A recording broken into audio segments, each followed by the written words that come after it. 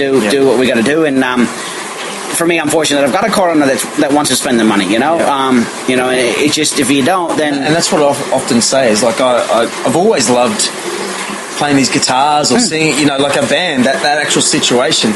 That's my hobby. My dad has a situation where he has his second job is he's racing, and it costs him a lot of money, but you know he loves to do it so that's much that's where he spends his spare cash. And you talk about like that's your band, like being part of your band, like that's your second job.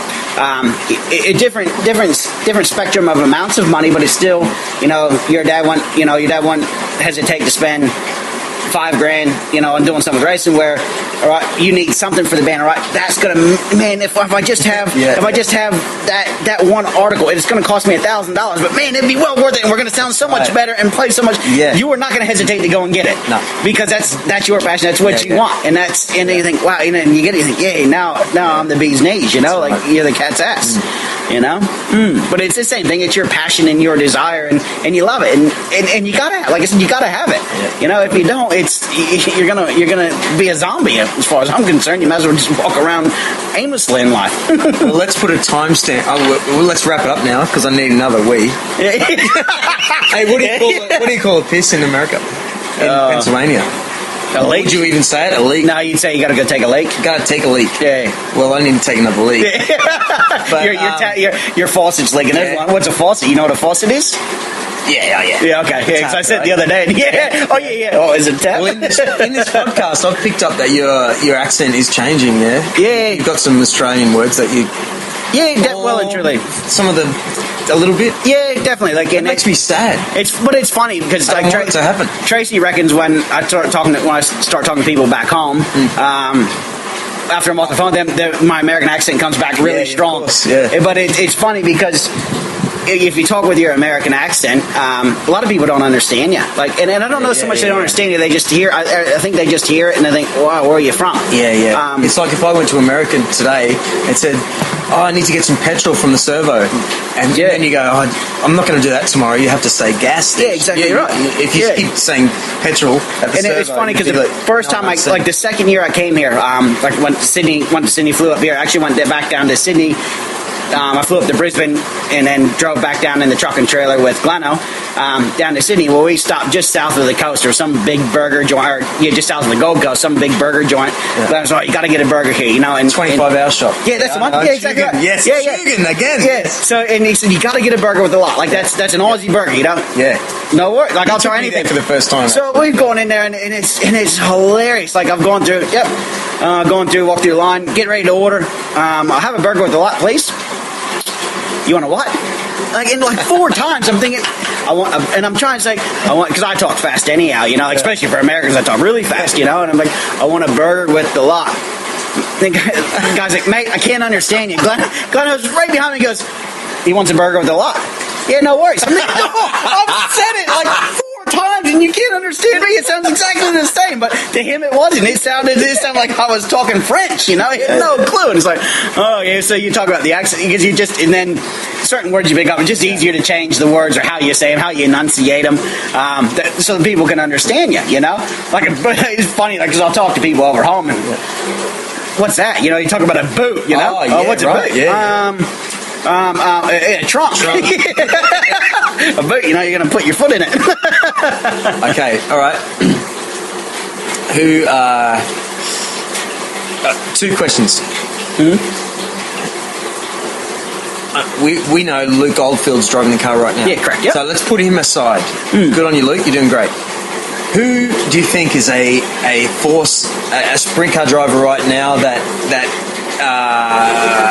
force to be reckoned with? Yeah, who is in your mind? Number one, James McFadden. Of course. Okay. Man, I remember him when he was a 10-year-old kid.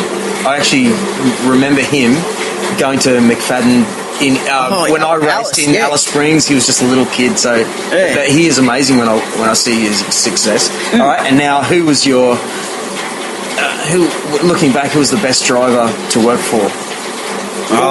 Most fulfilling when you go, oh yeah, I had a great time. Obviously Darren Pittman, because I spent a lot of time with him, so there's heaps and heaps of memories. A lot of good races. Oh yeah, I mean, he's somebody that he's a nice guy. He's a great guy. You can have a laugh with, and he's like I said about racing, you're a totally different person. You get him away from everything, and you'd have an absolute ball with him. Yeah. I mean, there's stories that can tell you that you'd have you in stitches that you don't get to see that. Like most people don't get to see that side of him, you know. And but I would say that probably he would be the one that I had more fun with, just because I spent more time with him. You know, like. I mean, man. Who's he racing with now? What's he's his deal? KKR. He's racing for Casey Kane Racing. And who's his crew guy? Cale Kane is his crew chief. Wow. Cale Kane, Colton Nouse, and I forget the other one. That there's another guy that's working, but I don't know. I can't remember his name. Yeah. You speak to him much? Not really. He's in but another world. Yeah. Yeah. Well, it's just where he's busy doing that. Yeah. But I mean, it's just he was, and it's funny. When I had my accident, I was in the hospital there with my leg and all that. Yeah. He's one of the first people to ring me. He just heard you had an accident, call and see how you're doing, and you just check up. And same deal. He broke his collarbone, and and it's still one of them things. But it's different. Like you don't talk to him even when you come here. Like he comes to Australia and races here in the wintertime, or summertime here in Australia. Yeah. It's not. There's not like there's any loss. Like it's just you just still talk to him, and he just how's your family? So much time that's together. exactly right. You don't really. So smooth, man. So fast. Yeah. So fast. Well, I saw him race, and then I saw Paul McMahon race.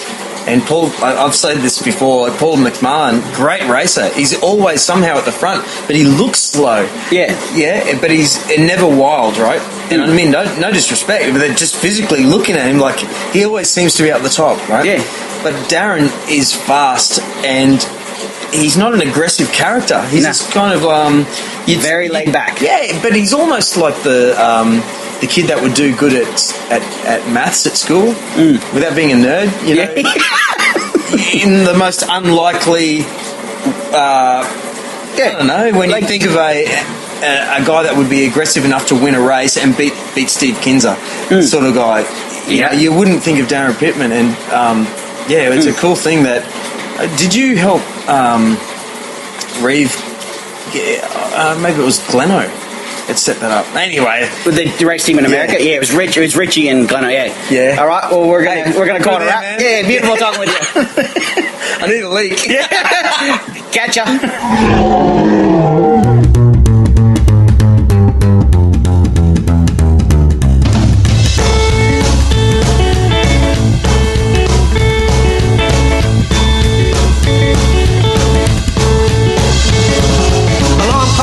It's a 5:30. My car's in the trailer. I said my goodbyes. Pull into the servo for an early feed. Heat one's underway, and it's just the F3, and it's Speedway racing, baby. Speedway racing time. Come on, little baby, it's time to get you dirty. Now hang on for the ride. Get out the track and find a spot to pitch the tent. Check all the nuts and bolts and go crazy with the ranch. The brief is underway, and you know what's coming next. You're out on the track, and it's time to wring its neck, and it's Speedway racing, baby.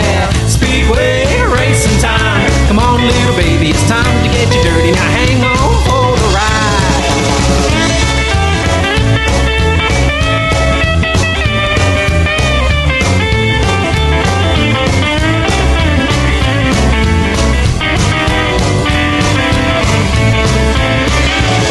Heat 1 was just a blast. Heat 2 was a lot of fun. Heat 3, you led the field until you kissed the wall and spun. You're starting from the rear for the race about to start. The pedal to the metal, it's time to make a pass, and it's Speedway racing, baby.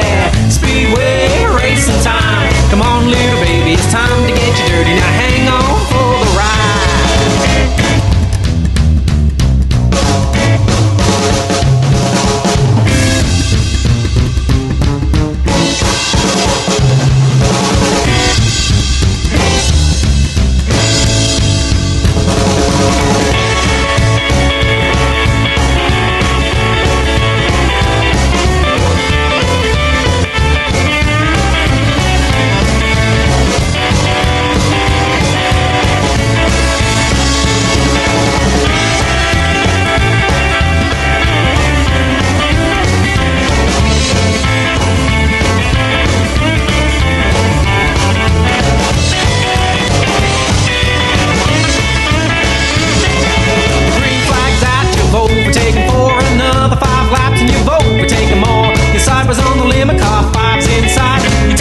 Flag and the race is yours tonight, and it's Speedway baby, it's time to get you dirty. Now hang on for the ride. He said, come on, little baby, it's time to